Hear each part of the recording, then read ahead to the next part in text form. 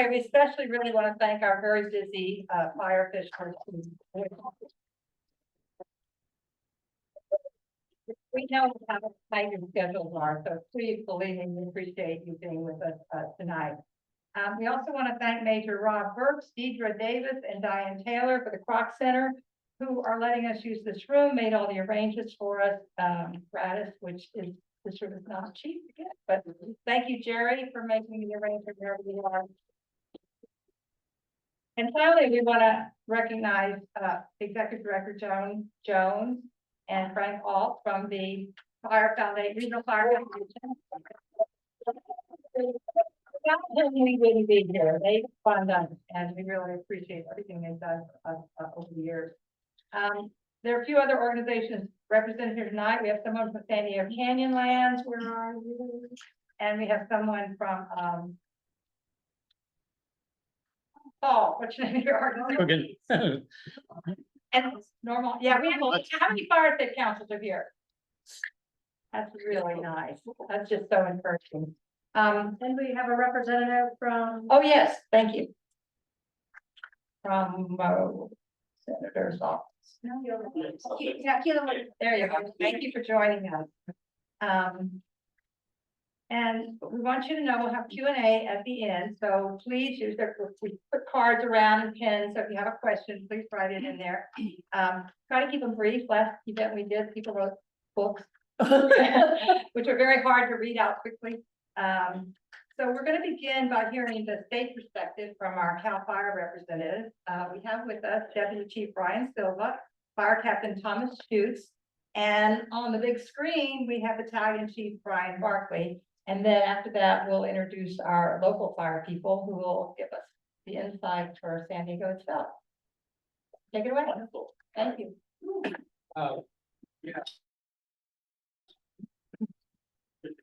So thank you for introducing us, and thank you for having everybody. Greatly appreciate it. You know, CAL FIRE brought out these maps. I'm gonna let Brian take over here, Chief Barkley from Sacramento region area, but thanks for having us, and we're just going to kind of hand it over to Brian to give the presentation. You can't hear me right now, so we're going to. Can you hear it now, Brian? Chief, I can hear you now. Oh, we can't hear it. By the way, Paul did not know he was going to be our AV person tonight. So we really appreciate it. Thank you. Brian, can you talk again? Yep. Can you hear me now? Testing 1, 2. Volume's good.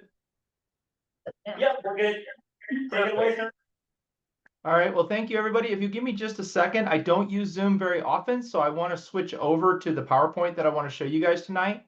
And also, just so you know, once my PowerPoint's up, I can no longer see the cameras. So if there's something going on, if somebody just wants to yell at me or wave at me, and I can pause and see where we're at, okay? So 1 second.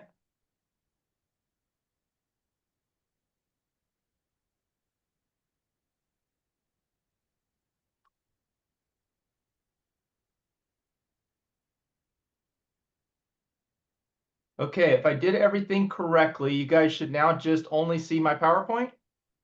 Yeah. Ah, perfect. I had a meeting with Cal OE yesterday, and I actually got to test this before tonight, so this works. So hello again. As we said, my name is Brian Barkley. I'm a battalion chief with CAL FIRE, and I'm currently working in for the State Fire Marshal's office in their land use planning program. Okay. Tonight we want to talk a little bit about the fire hazard severity zone maps. Okay. We want to do an introduction about them.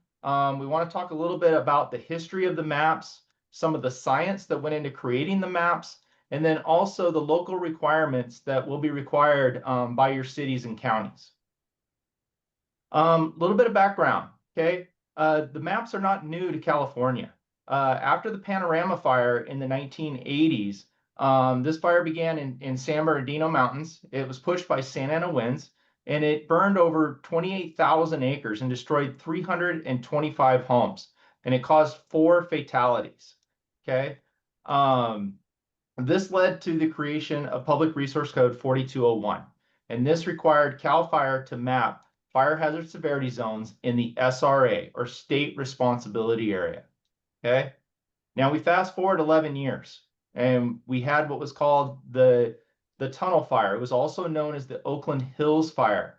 Up until that point, it was one of the most devastating fires in California. This fire destroyed over 1,520 structures, acres, and it destroyed over 2,900 structures. There were 25 fatalities, and this led to the passage of Assembly Bill 337. This was also known as the Bates Bill, and this bill required CAL FIRE, the director of CAL FIRE, to now map fire hazard severity zones in the LRA, or local responsibility areas. Okay. So we added this today. I apologize that it doesn't match the rest, but I felt it was really important to try to point out a timeline or show you a timeline.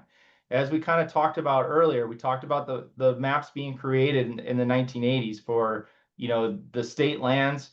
We talked about the passage of the Bates Bill, but it wasn't until 2007 when the model was actually created and it implemented the fire hazard severity zones in the LRA, which would be our old fire hazard severity zone maps. Now, since then, in 2017, we had the Tubbs Fire that burned 36,000 acres and it destroyed 5,643 structures, and we're 22 fatalities.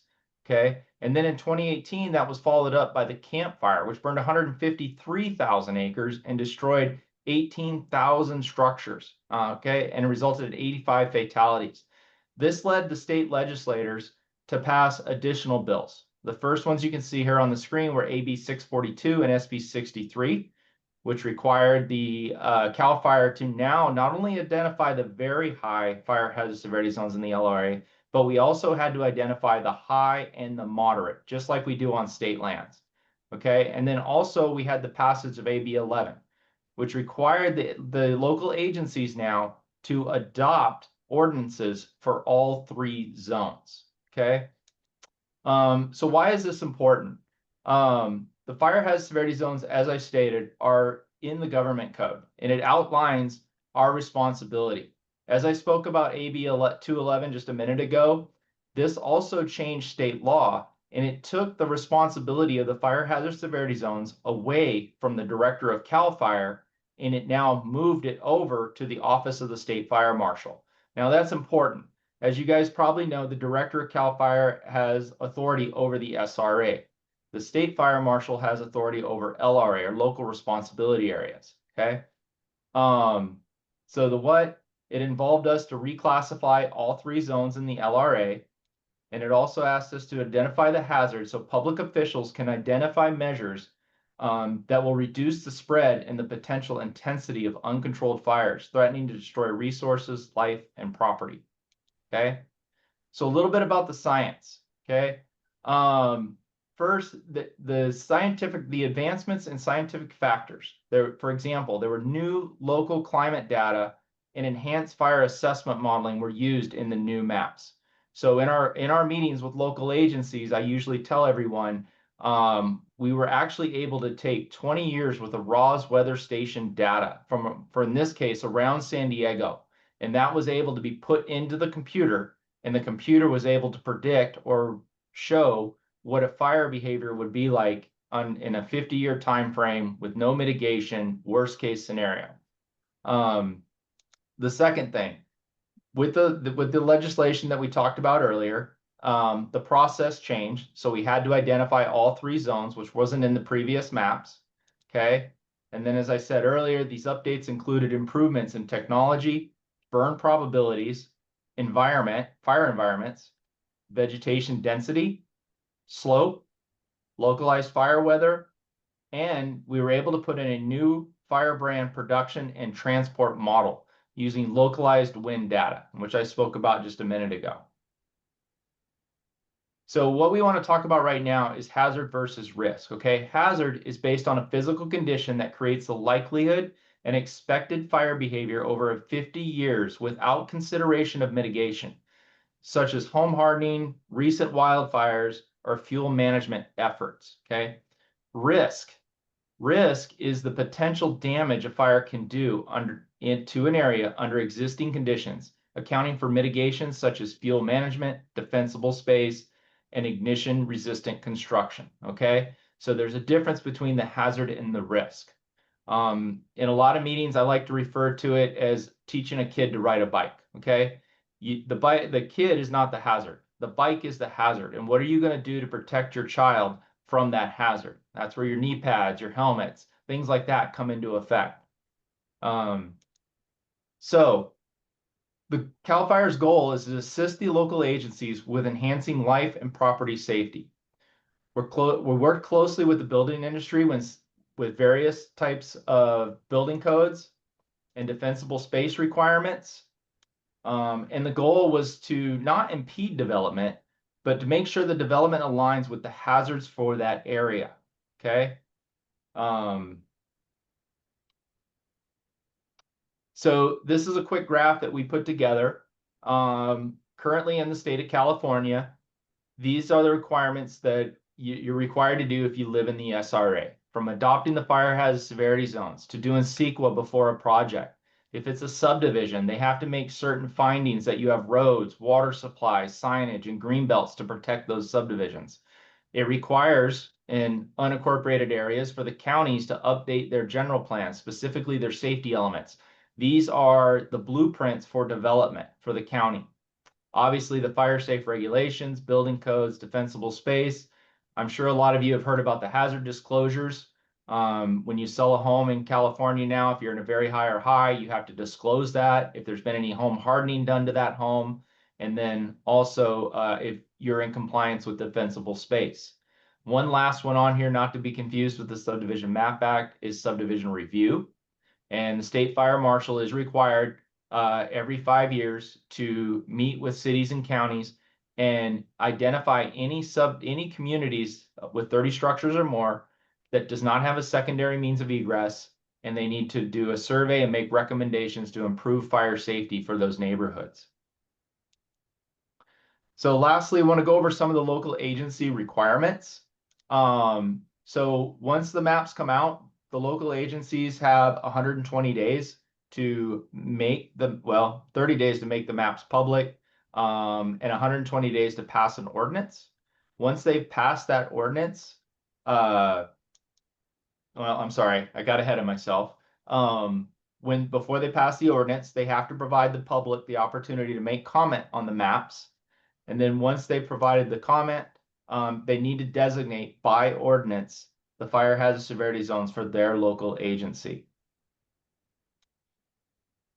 After the adoption of the map, the cities and counties or fire districts have 30 days to then submit those ordinances to the State Board of Forestry and Fire Protection for record keeping. Okay.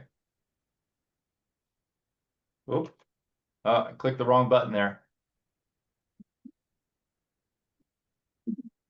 Just a very short, brief PowerPoint there to kind of go over some of the background of the fire hazard severity zones.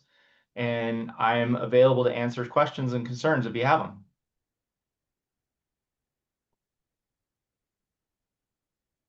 Okay with everyone, I think we'll go on to the city folks and learn about what their strategy is with them. And then do the questions and answers at that for the end. But if you have questions and you want to hold up your cards, we'll come pick them up. Sure. So thank you very much, Battalion Chief Barkley. Really appreciate you starting this meeting and giving us a great explanation about the hazard severity zone maps and the process. It really sets the stage for the local responsibility area. I think before that, I think you guys have some more things to talk about from the state, right? We really just want to confirm that he's gonna stay on board for the Okay. Q&A session. That'd be good. Chief Barkley, can you hear us? Yes, I can. Is that okay? Are you able to stay on for, San Diego City's gonna discuss their plan, and then, if you can stick on for Q&A, that would be awesome. Yep, I can do that. And Deputy Chief Silva and Fire Captain Schutz, do you want to add anything from the state perspective before we move on to the local? I'm pretty sure Brian nailed it. I think we've never been either one of us. Yeah. Okay. So, Not at this time. Thank you. Well, we always have questions and answers and you're okay, well then I'd like to thank you for setting the stage for the local responsibility area. We have the representatives from our fire authority here in the city of San Diego, where all of the fire safe councils are working, is of course San Diego Fire Rescue. We have with us, today, we have Assistant Fire Marshal Dan Hypes, who's been working on the map specifically, so that's great to have his role in this meeting. Also Captain Alma Lowry, she's also part of the Community Risk Reduction Division for the City Fire Department. We also have in the audience Assistant Fire Marshal Alex Kane, who's right in and help to assist us with any questions that he can address. So thank you very much and look forward to your presentation. Again, over here.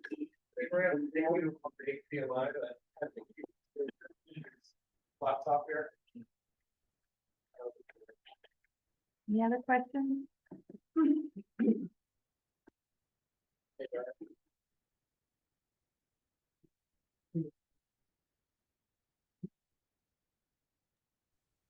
Hey, Brian, can you hear me? I'm sorry, it's kind of hard for me to hear. Were you guys talking to me? Yeah, can you hear me right now? I can't. Okay, we unplugged you, so we're just gonna mute you for now. Copy.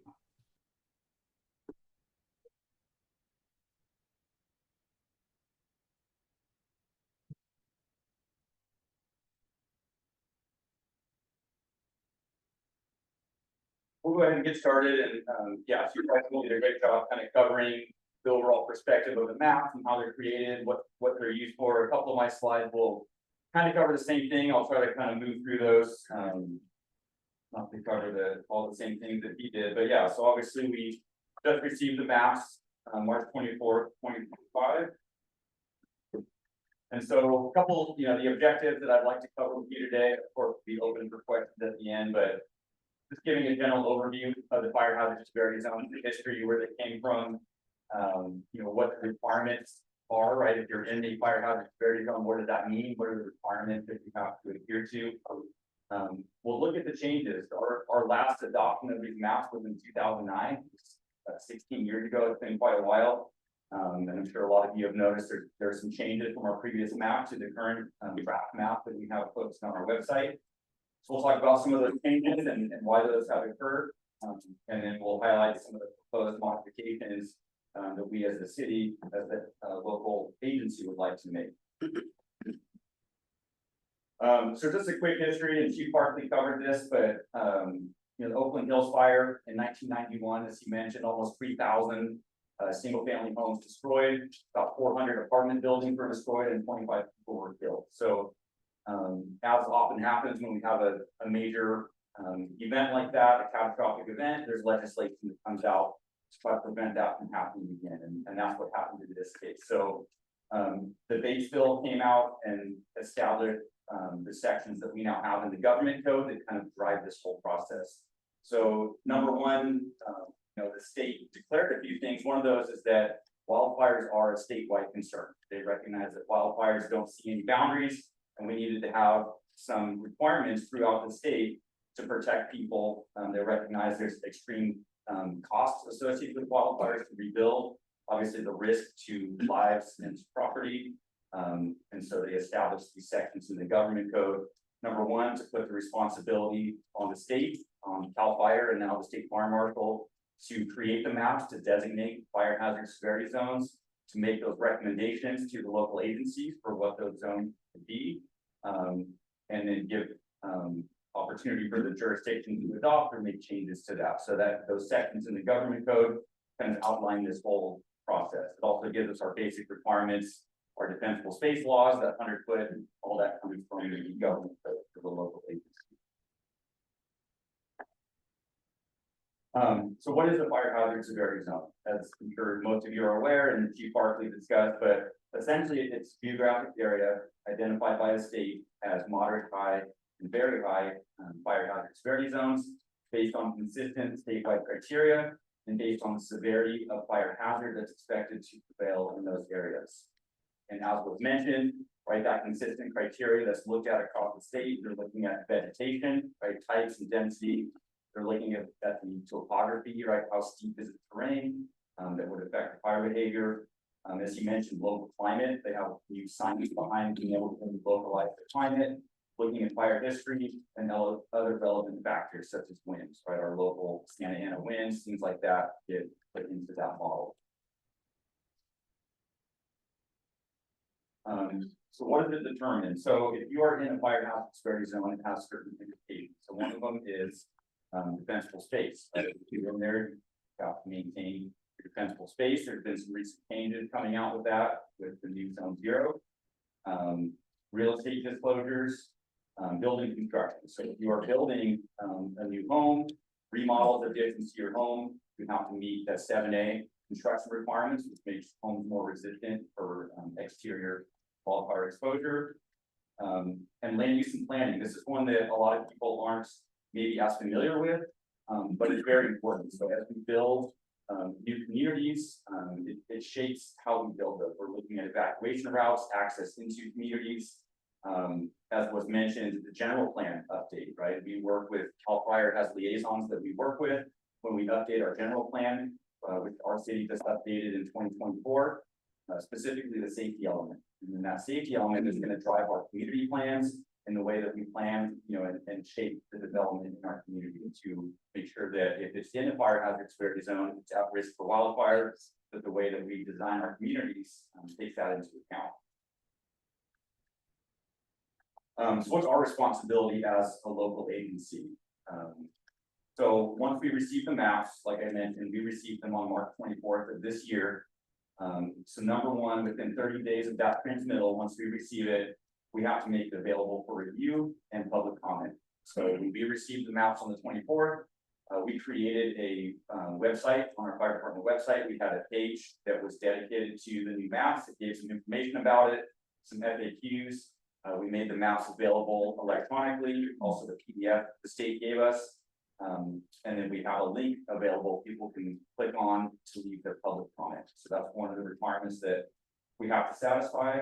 And then also, as soon as we see those maps, it starts that 120-day clock where we have to designate these areas identified by the state within 120 days by ordinance. We cannot reduce the ratings. That's one of the questions. And as I've read through some of the comments that people have made, there are some people that feel that they were placed in a fire hazard severity zone and they shouldn't be. So just to be very clear, the government code very explicitly states that we cannot lower the hazard once the state fire marshal has identified that you are in a moderate, high, or very high. We can't lower the hazard and we can't take you out of anything. All that we can do is increase it. So if we want to add areas based on evidence or based on risks that we identify in our city or our communities, we can do that, but we cannot lower it. So I have the same chart up here that you just saw, but this is new. This is new in 2021, as was mentioned. There was a new requirement to also map the moderate and high zones in the LRA. Previously, the LRA only had the very high fire hazard severity zone. We didn't have moderate and high like the state. So those are now being mapped in one area for the first time. As you can see, there's some differences between the SRA. Essentially, in the SRA, if you are in a zone, whether it's the moderate, high, or very high, almost all the requirements apply. In the LRA, everything applies in the very high, but once you get down to the high, a lot of those requirements start to disappear. And some of that is because some of the regulations in the fire code, government code, haven't caught up to that yet, right? We just recently mapped it.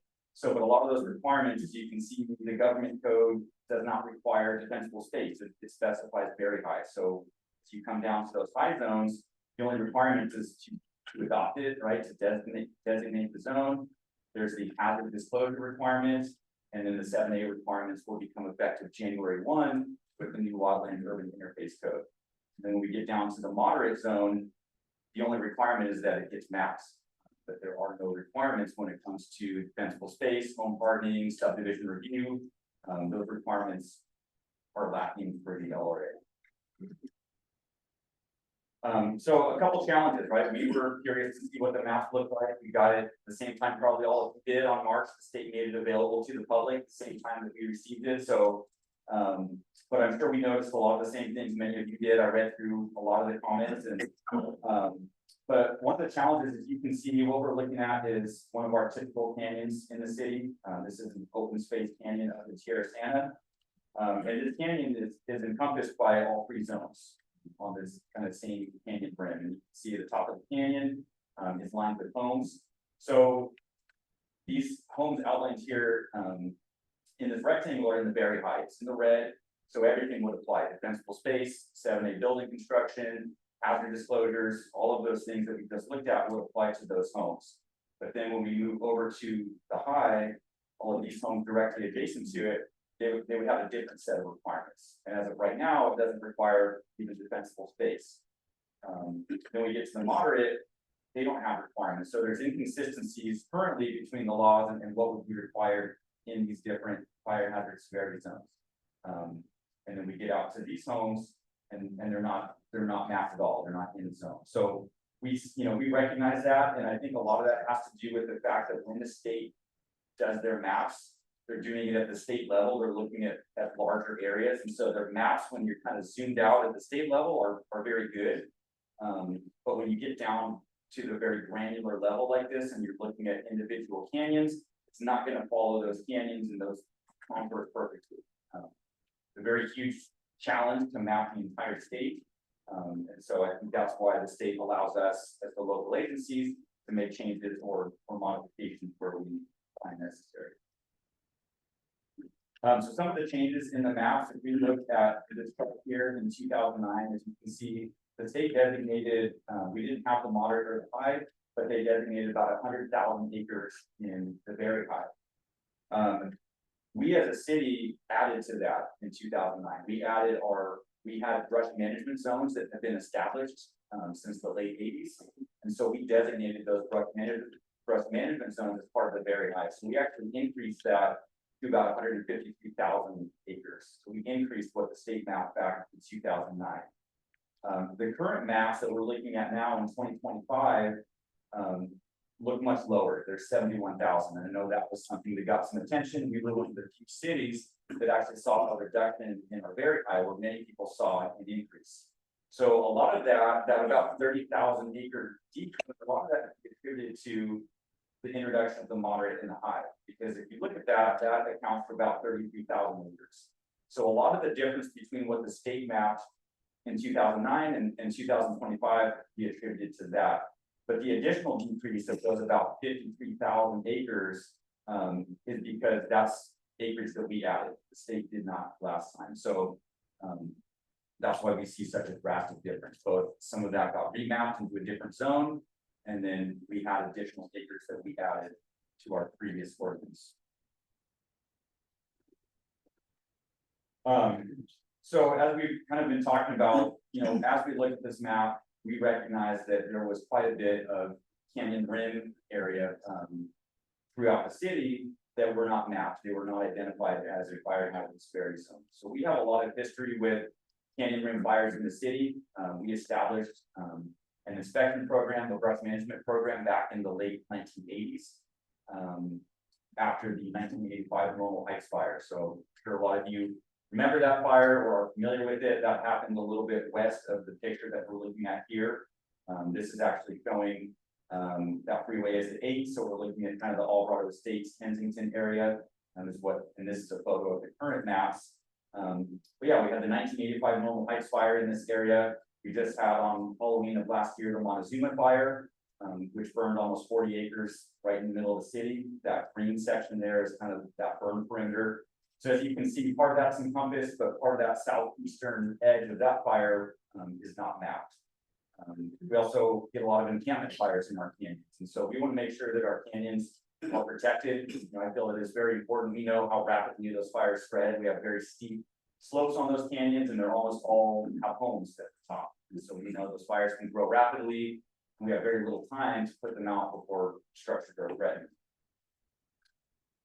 So what are we proposing to do as a city? So our first step is going to be to adopt the maps as submitted by the state, right? That's the minimum that we have to do, is adopt the zones as submitted. We can't take anything away. But then, because of those inconsistencies, we want to make sure that if someone's in a fire hazard severity zone, that they have the same requirements. And so we want to redesignate high and moderate zones to very high. That way people have the same set of requirements, that, your neighbor doesn't have different requirements than you do when you live on the same canyon, in the same area of the city. We also want to identify canyon areas, very similarly to what we did in 2009, were designated as brush management zones. And then what we do and what we did last time is we add a 300-foot buffer around that for ember casts. So it's the homes on the canyon and the homes nearby that would be affected by ember. 300 feet is pretty conservative. And so we feel confident, all those homes, would be at threat from a fire, and we want to make sure that those get mapped. So after we do that, we would submit that back to the state, with our ordinance and this map, and designate all of that as part of the very high fire hazard severity zone. That way we have, I think it adds simplicity. It's the same set of requirements. We don't have to go and reference the table to see what the requirements are, and it adds consistency across neighborhoods and across our city, as far as what the requirements are going to be. Just a little bit about our inclusion criteria. So like I mentioned before, the areas that we're including is primarily in and around our canyons. Our city is filled with a lot of very steep, densely vegetated canyons. And so the things that we're looking at is the vegetation, the slope and the terrain, the fire history in those areas, access. Access can be very difficult because of the steep terrain. And like I mentioned, it's very consistent with the methodology that we used in 2009. So, a lot of it you can easily see just visually on the map, and we have a lot of different layers in GIS, so we can see the canyons. There's a lot of different layers that we can use. This is a vegetation layer that identifies chaparral and other native vegetation just to help kind of validate what we're looking at and what is in those canyons. We also have, this is a layer that shows slope, so we can identify canyons that have a slope greater than 25%. We have open space layers and a lot of different things that we can use that we kind of put together to identify these areas. And then what we'll do is designate those as very high, add that 300-foot buffer on there, and that was kind of our methodology for adding these additional areas. I did want to also address this. I know this question comes up quite often, and I know this is a concern in California. When we talked about if we wanted to add additional areas, we knew that this would be a concern. And some people would say, well, what if I lose my insurance? How is this going to affect me? So CAL FIRE, the Office of the State Fire Marshal, I think has done a really good job engaging the Department of Insurance. There's a lot of FAQs available on their website. And as Chief Barkley mentioned, the fire hazard severity zones identify hazard and not risk, right? As the potential hazard in an area.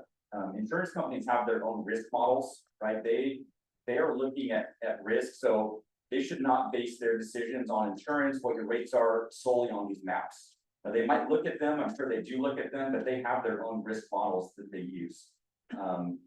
And hazard plus mitigation equals a risk. So if people are mitigating the hazard, right, that's the difference, is risk can be mitigated. So if you are in a hazardous area, with mitigations, if you add the defensible space, building to 7A, trying to address those risks of wildfire, that's going to be the long-term solution over time. So we would not want to not include an area for fear of losing insurance. I think that's kind of a short-sighted approach.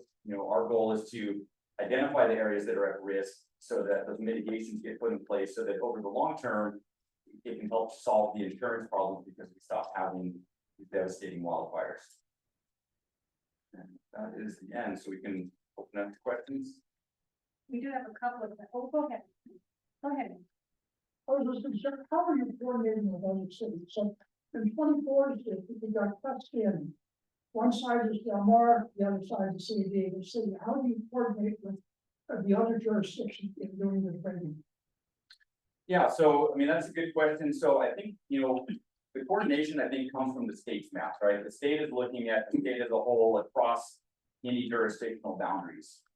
As far as cities coordinating with other cities, I think that really poses a lot of challenges because every authority having jurisdiction is going to have their own ideas on what should be included.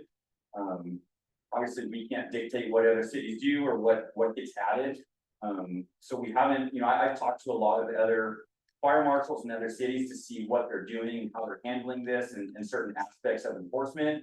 But as far as, identifying like where we draw the lines, what areas get added, I can't say there's been a lot of coordination across cities. I think there's challenges with that, but I think the idea is that the state's map provides consistency throughout the state. Do we want to get Chief Barkley back online. We've got some really good questions, I think, real quick, and then we. Yeah, we wait for the. They will ask you, will your presentation be available for us to See it on our website. Yeah, I could probably, even get it up, maybe, yeah, I can share it with you and maybe put it up on our website just as a resource. Yeah, I can share that. Yeah.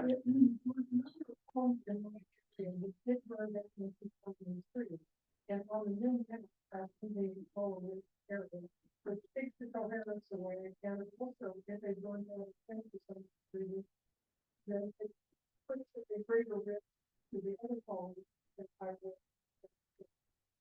I think that I agree with the purpose of the essentially.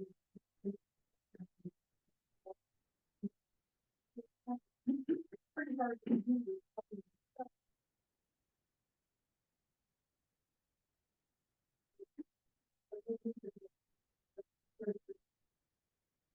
Yeah, and there's a lot of reasons, again, I think that.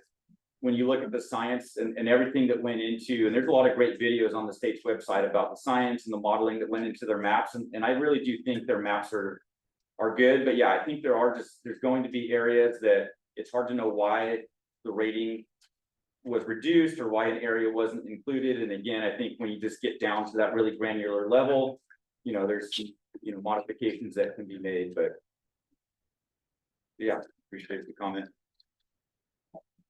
When will we see the maps that you are recommending with all the modifications?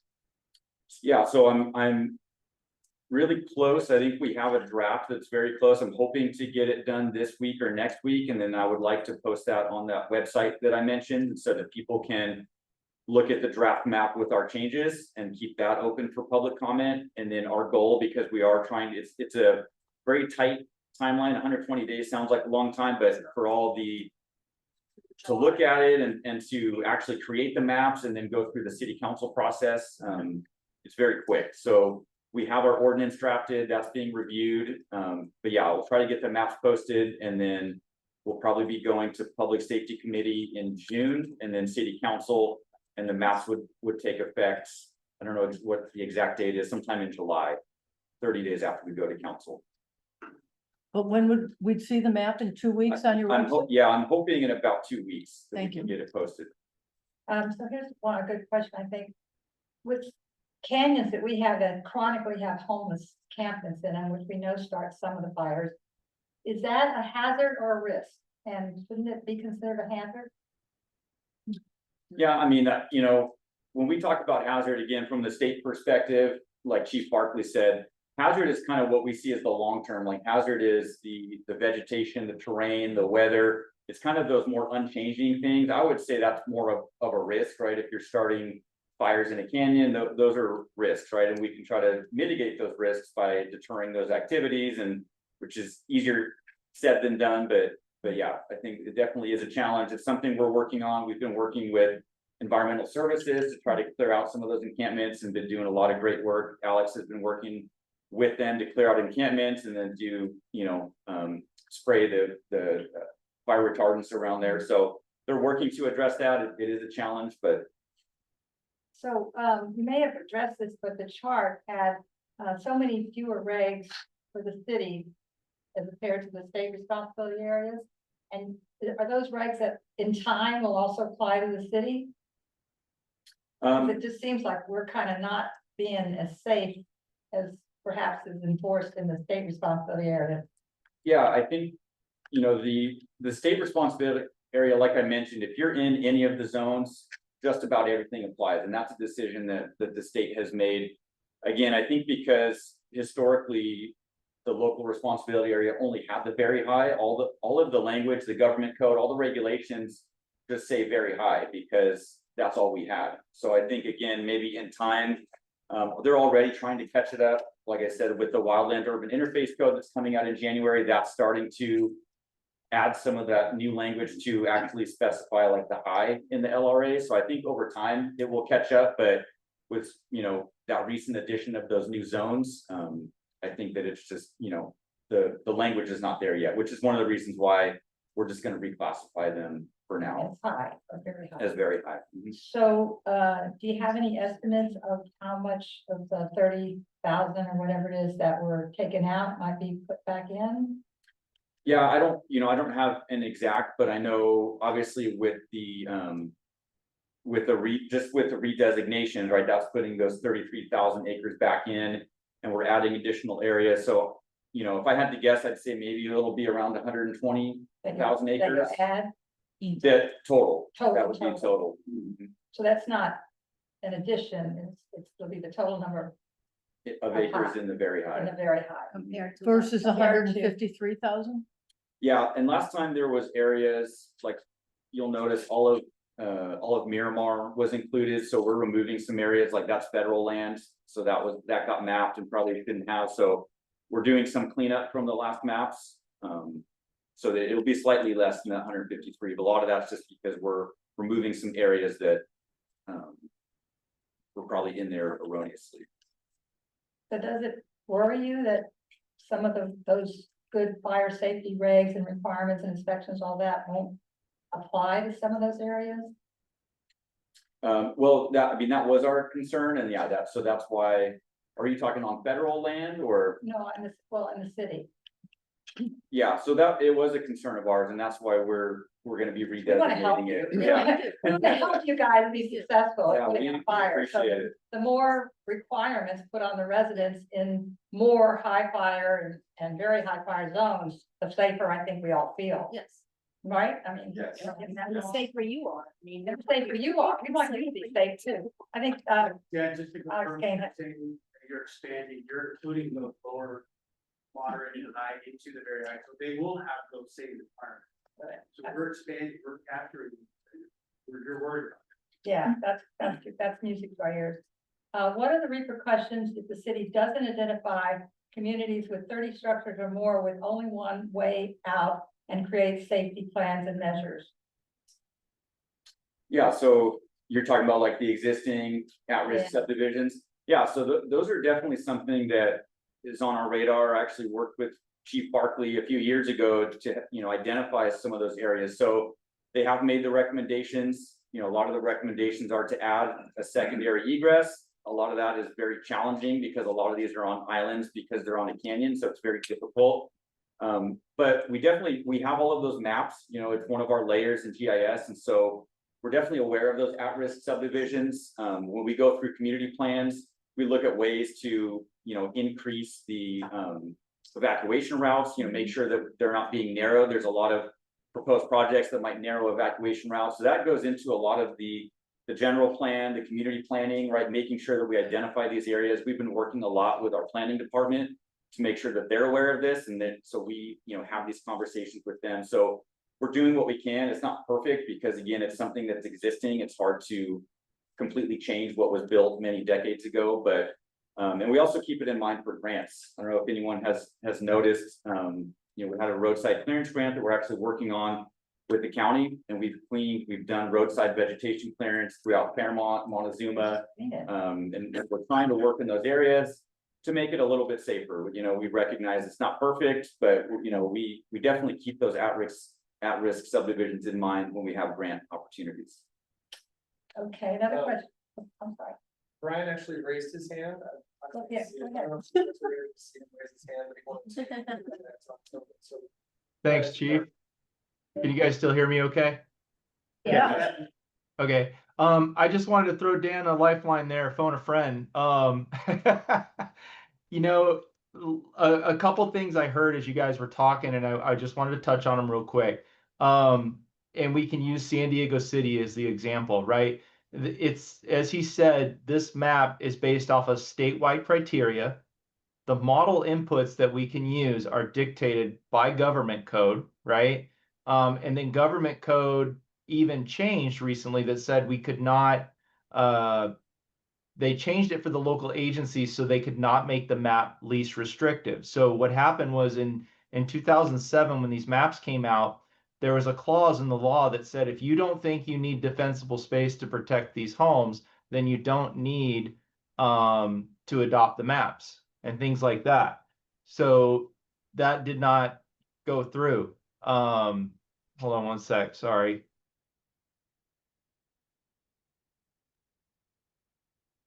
Oh, sorry, there we go.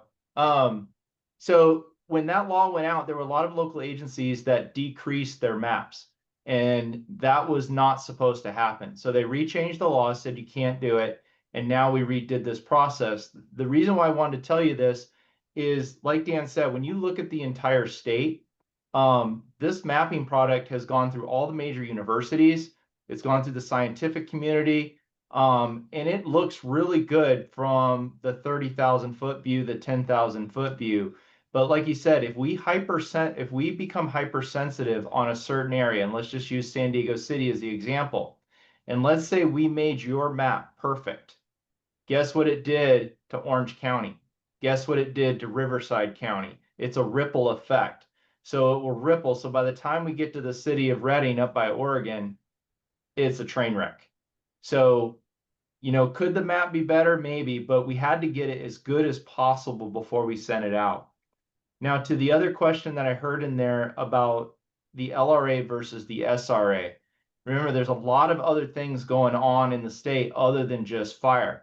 And these maps are not fire department maps. These are the state legislators reaching out to your cities and your counties and saying, this is a statutory requirement. And you have a mandatory duty as an agency to do what we say, kind of thing, right? So, but there's other things going on, like housing crisis, homelessness, things like that, where, oh, all my screens just changed. You guys still with me? Yep. Okay, so there's a lot of different things going on in the state that have to be balanced out. So could we make it like the SRA? Yes. But then the local cities and counties are like, wait a minute, you're taking our local control from us. We are supposed to be able to make decisions on behalf of our citizens. That's why they voted us into office. So there's that balance.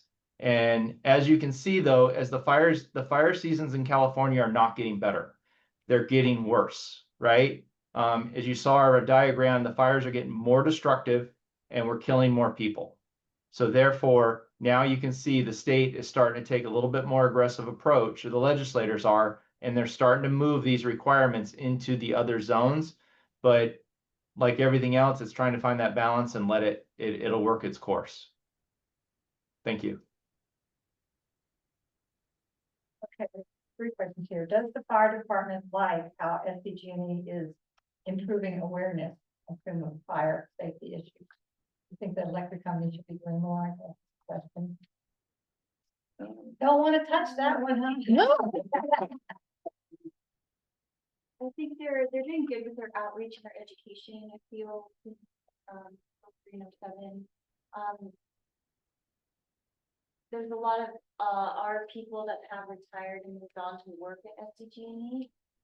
Just a little bit of the undercover things that happen there. So there are good people in place around the division, and I feel they're making a good effort. I at least that's our opinion in the education and outreach department. I can't speak for how Cal Fire feels, but Yeah, as far as, I've been doing this for about 4 years, I was been here for years, but I've been so happy to work with SDG&E. I've learned so much from them. They collaborate with us. I've walked around with Ryan White, who does all the telephone poles that do the clearance. I mean, we've been on the ground, we figure it out. They make every effort that they can to put in fuel breaks to cut underneath all of their power lines, whether they're using goats or machines or weed whips or whatever the case may be, or sheep. I think they do a phenomenal job. I'm proud to be partners with them. They have the helicopters here in town, they come launch in San Diego City also. I mean, they're throughout the whole county. So I think they're great, to answer the question. And we do have a lot of retired, I can speak for Cal Fire. I think we have about 5 people retired from Cal Fire that were like division chief level and above that work for San Diego or SDG&E now. So they know, they can ground truth it. They actually know where to go, what to do, and the weather and things of that nature. Just from the 2007 fires and fires with history and everything that they've done to shut down the power when it gets windy. I mean, that's huge. I came from Chico, I started CAL FIRE in Butte. There's nothing like that up there. I'm pretty sure it's Edison or PG&E, I don't remember which one, it's been a while, but. I mean, SDG&E is cutting edge when it comes to, trying to prevent wildfires, if you will, so. I hope that answers your question. That's really good to hear. Yeah. Yeah, that's great. Thank you. The city recommends 1/60" stainless steel screening. The state recommends 1/8" screens. Senator Jones has submitted legislation to match the city with the state. Are you working with them or have you any involvement in that? Any No, and comments?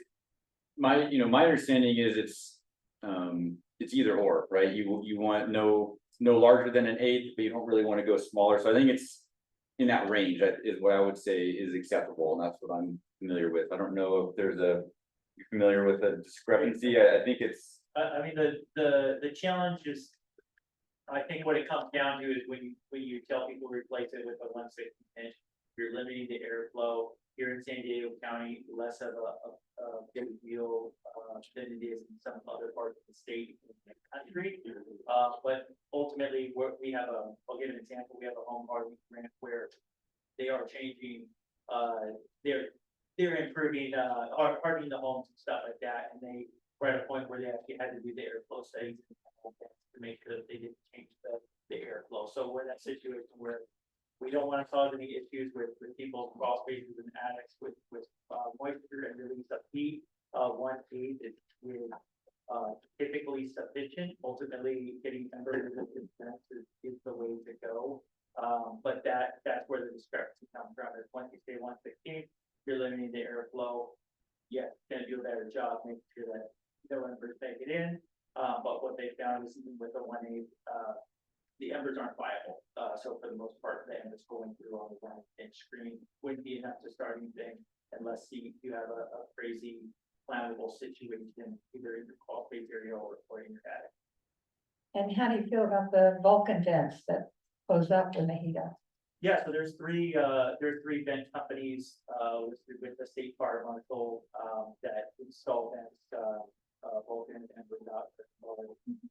They all have slightly different technology, but all really great products. And in the grand scheme of things, the vents are a relatively low hanging fruit when it comes to replacing stuff. And I know Sandy Creek is the same thing, but 0307, the ember gas is what was burning down those structures. Maintaining the vents and switching out the vents is a really important first step for folks to try and stay safe. But the answer you're looking for? I didn't answer the question, but mine were changed out yesterday. Mine So- was about a year and a half from And 1/16.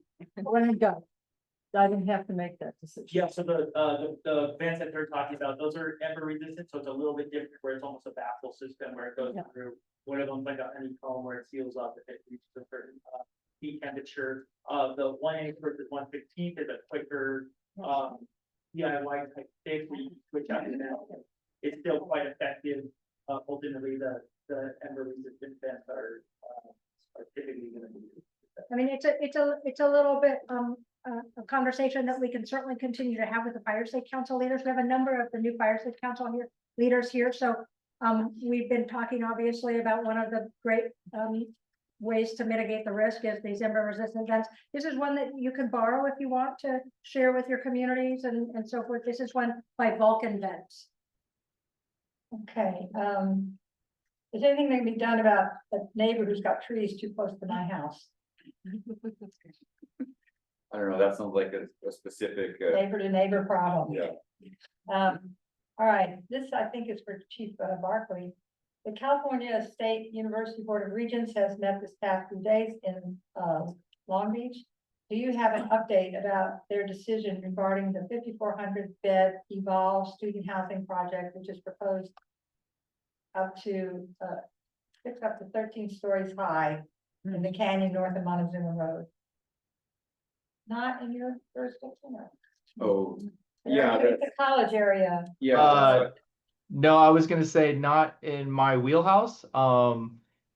Just to kind of paint the picture a little bit, when they created the land use planning program under the state fire marshal's office, I call it the bargaining unit 7 side of the house is all the state fire marshals, and they handle everything that had to do with the structure inside and out. And then us as bargaining unit 8 or CAL FIRE operations personnel, we handle everything outside of the structure. So I am not aware of anything to do with the colleges right now. Sorry. All right, the Yeah, last- well, I could just comment on that real quick. So SDSU has their Office of Fire Safety, and so they're reviewing that. They have brought us in on it to make us aware. If this is the project, I believe, which is kind of on the north end of 55th Street that extends out over the canyon. So yeah, they are proposing, it's a phase project. I think they're building 4 just sub high rise, and then they're going to add, I think, 2 more high rise buildings, and then there's one down on the south side of Montezuma. So quite a bit of housing. They always bring us in as the local responding agency to make sure that we're okay. We don't review the entire project. It's really because we're the responding agency, we look at access and water supply. So we have somewhat of a limited scope. I will say, as far as our access and water supply, they're doing a great job. They're giving us a lot of access. They did try to address, they can't do it perfectly because it's a peninsula, but they are, the state did a great job of pushing to make them make 2 ways in and out. So they actually have 2 access points into that area, which is a pretty small area. So they're working to do the best that they can there. Over a good job. I know there's concerns with people. However, most of them will not have vehicles, you know, so they're not going to be contributing. Don't believe that. Well, that's, yeah, there's not really parking on site, so I don't know where they keep their vehicles, but yeah, but yeah, it will add quite a few more college students to the area. And speaking of water availability, how can I get a tank of water in my canyon produced by the helicopters that can dump water on our Normal Heights Canyon rim? I'm a survivor of that 1985 fire, and to need a piece of my canyon for such a. Use the neighbor's pool. So our helicopter unit has already their pre-designated dip site to use. And when you're getting to a fire that is more well involved, when there's gonna be multiple air resources, we work in conjunction with CAL FIRE. With our helicopters, though, they have a pattern that they'll fly, and they'll have that dip site pre-plunge into the flight pattern. So And does that include swimming pool? no, we don't dip into not, nor I have never. But yeah. Okay. Yeah. Way out in the county, yeah. Here in the, I've never personally seen our aircraft do that. I'm sure they're Black Hawk is a larger ship. But we have our pre-planned designated dip sites. So we also do autofill back at Montgomery, and we can also set up an autofill site somewhere that is designated by the IC and with off support what I do in my other job. Yes. Yes. Okay, you have But- 2 jobs now. Here, they have it all pre-planned. Okay, and questions from the floor, yes. I'm a resident of Lexington for the last 10 years. I actually work with a company and I can help you with some of the options that you do have, and swimming pools are an option. But yeah, we've got a team of 5 that were former chiefs and fire chiefs, so there's options out there. I could give some credit. Okay, and I saw another hand. I have a concern over some of the housing that's being built, and I know that, Battalion Chief Barkley, is that right? Okay, kind of talked about that balance. There's a lot of housing going up now, however, basically effectively small mini apartment buildings or larger mid-sized apartment buildings that don't fall under the same requirements for their fire mitigation, for their access, for all of that, and or those codes are not being enforced or followed up. And I'm concerned for the residents of those residences. I'm also concerned for the surrounding neighborhoods or the homes next door to these. I know it puts you in an awkward spot, a dangerous spot as well, because you will do everything you can when a fire erupts. But I'm concerned, and I just need to express that, I guess. It's been a recurring theme. I'll take that one step further. We have situations where a dozen or more accessory dwelling units are being approved in the backyards of existing homes in very high fire hazard severity zones. On slopes, on cul-de-sacs. So these 12 units bring the number of units on that cul-de-sac above the 30.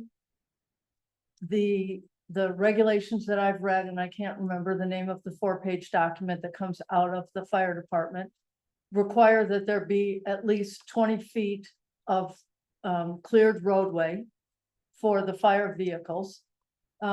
We've gone out there, we've measured with 2 cars parked on either side of the road. There's 16 feet and 9 inches available for the fire trucks to pass.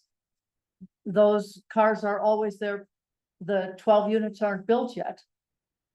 And because these units are being approved ministerially, the fire marshal isn't being invited in to comment on this.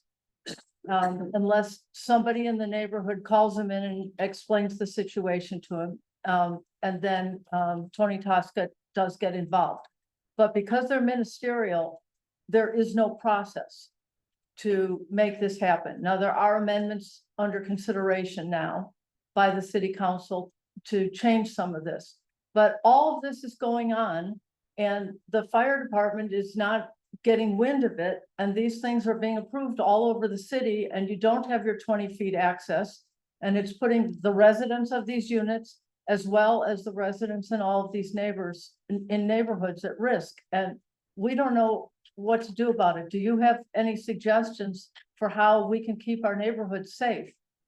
Yeah, we're definitely aware. We do review some, we don't review every ADU, but like you mentioned, we can get added as a review discipline.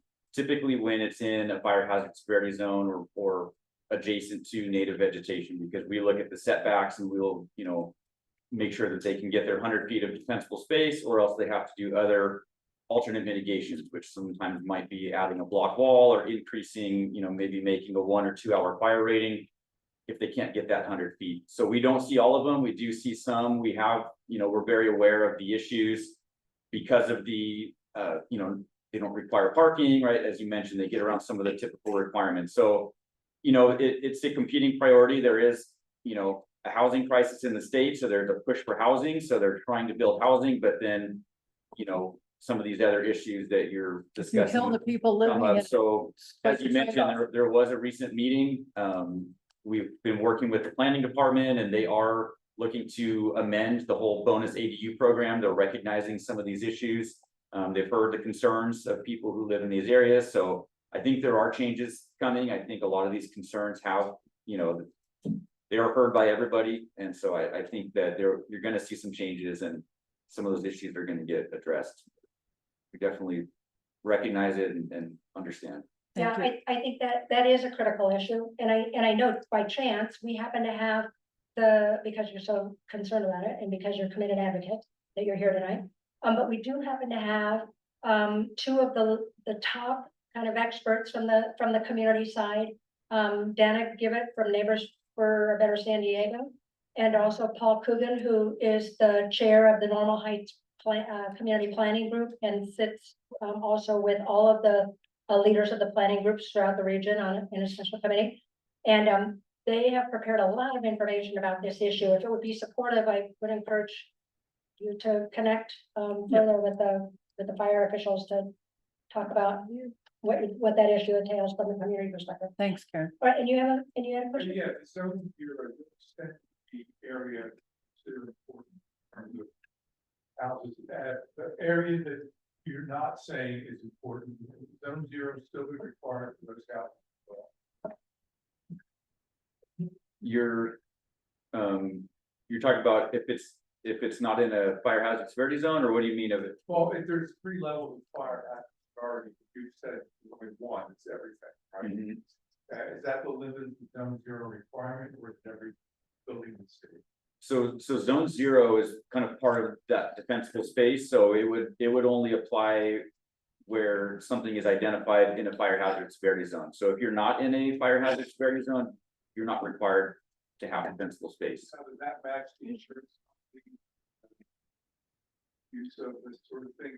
I mean, we get a lot of questions about insurance, and I don't have an answer. The insurance companies, they're a private entity, so they can require things. They don't have to look at the laws or the regulations like we do, right? We enforce defensible space in identified areas. Insurance companies, like we mentioned, they have their own risk models. They could ask you to do things that may not be something we would require of you. That's kind of on them, so they may ask for certain things that we wouldn't require on our side. Just as in the state of California, the fifth largest economy in the world, we didn't even need to bring insurance. We could provide insurance.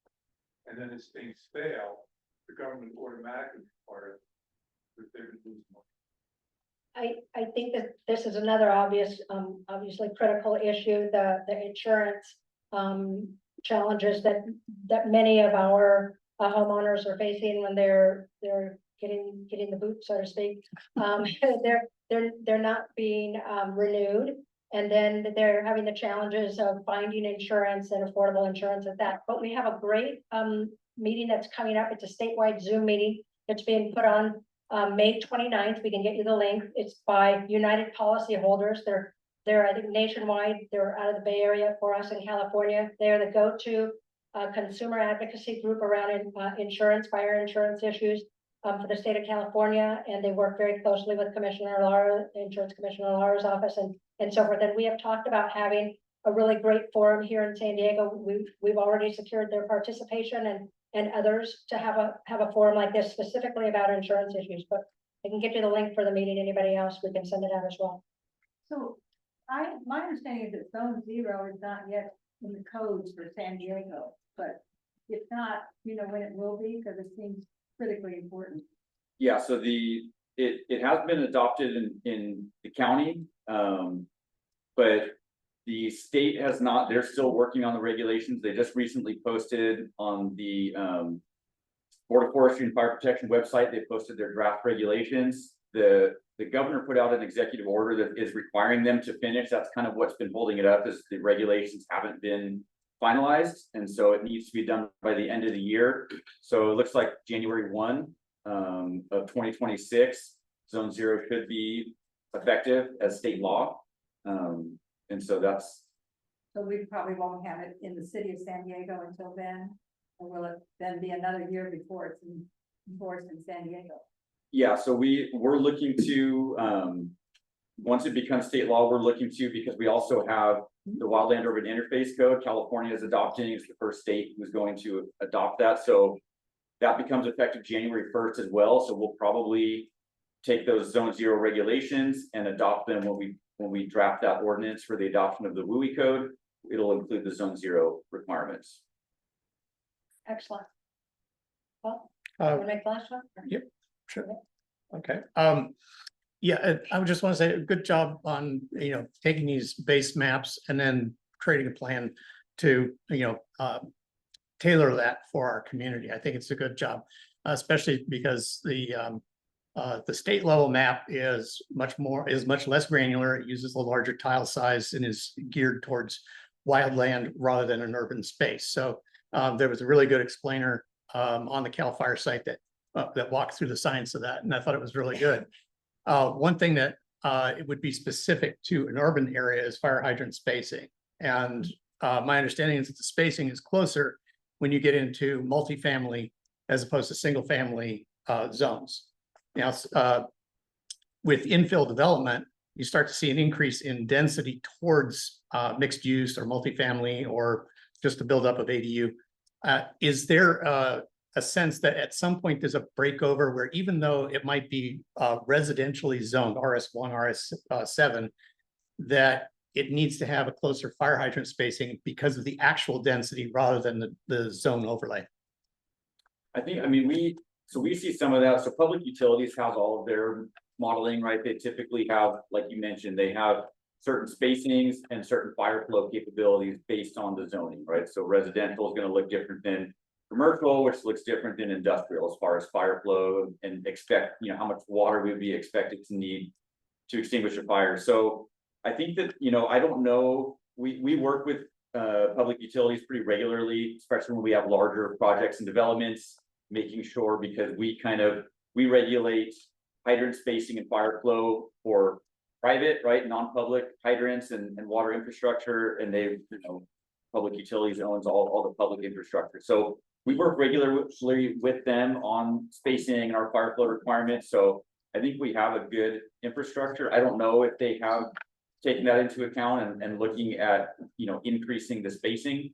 I think it's probably more to do with fire flow capabilities as well as, spacing is, whether it's 300 feet apart or 500 feet, it's not going to make a huge difference in our operations, as long as, we have those hydrants accessible. We want to make sure we have enough fire flow if we start flowing off a lot of hydrants and pulling off, the same lines. But we're definitely aware of that. I know a lot of those issues and conversations came up after the LA fires. So we've had a lot of conversations then, and it's something that we look at. But yeah, that's a good point and something we can definitely follow up on then. Thank you. Okay, let's take these as the last two, because then I would really like to thank you for spending so much time for us, Sandy, and then Jerry. Or Susan, did you have a question? Okay, let's do it. There was a significant article this weekend in San Diego Union Tribune that talked about there was a fairly large backlog of building inspections. And I was wondering, given what's going on and more of these requirements that get put in various neighborhoods, is this a staffing issue or is there something else going on that the city can't keep up with the inspections?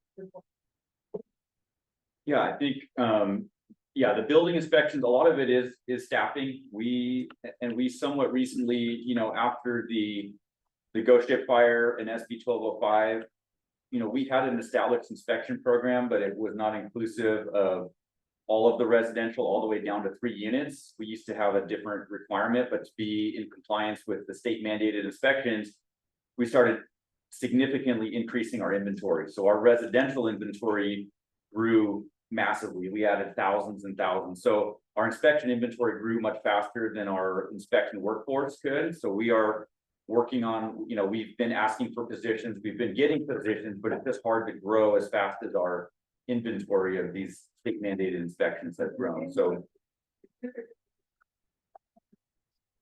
fairly large part of San Diego, the city's only gonna get one, somebody that's really prioritized. yeah, we're aware of it. We're asking for the positions and we're trying to find ways to be more efficient and get to more of the inspections. So City attorney or something. Let's talk about that. I do have a question. I think that'll feed right into. Susan, do you want to ask the last question? We need that.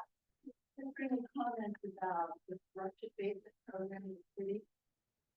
Being changed and the maps that they somehow reflective of the city to decide structure based control now done by the board by the city. And then there's no money. So did that?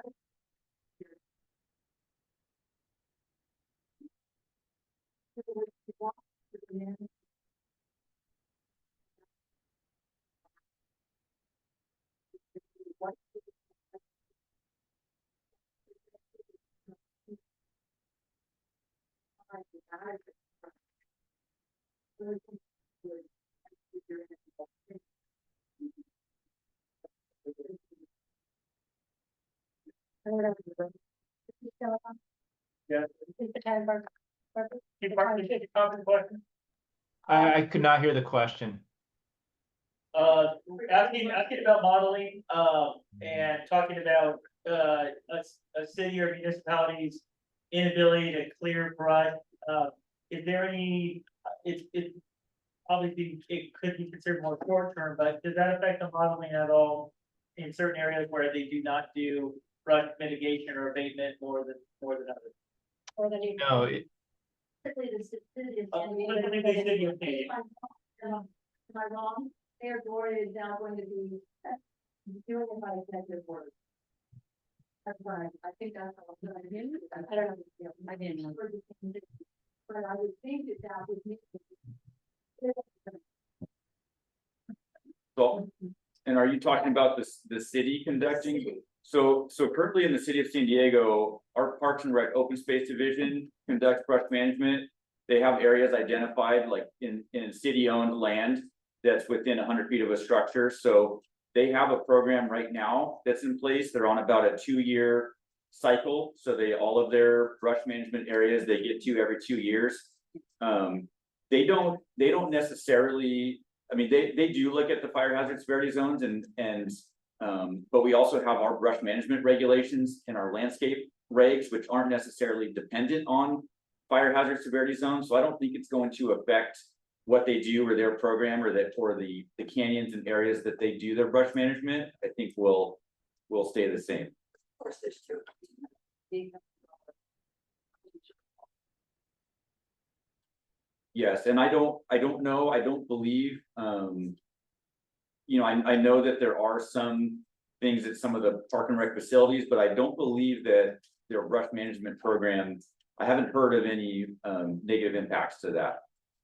So I wanna conclude this evening and thank everybody. I do wanna point out one thing while Susan Redlands has just asked that final question. She's the new leader for the Normal Heights Fire Safe Council, which is about to celebrate, acknowledge their big 1985 fire with the 40th anniversary. So, so you have a great perspective having been a longtime resident there. So I would like to thank very much. I'd like to thank, of course, first, I'd like to thank our fire officials for spending so much time to educate us. And to hold this forum. Thank you, Patty and Jenny Barkley, for joining us from afar. Thank you for taking the evening with us. And also to Deputy Chief Silva and Fire Captain Schutz. And also here with the City Fire, our Assistant Fire Marshals Dan Hikes and Alex Kane in the back here, and Captain Alma Lowry.